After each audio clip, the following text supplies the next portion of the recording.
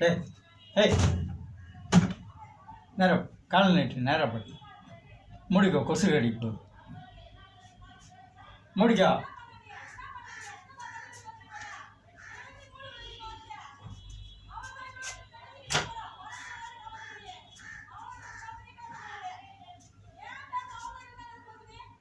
அப்பனே இந்த நைட்டு நல்ல பொழுதாக ஆகட்டும், நல்ல பொழுதாக விடியட்டும், எல்லாருக்கும் நன்மை கிடைக்கட்டும். ரொம்ப தான் பண்ணிங்க.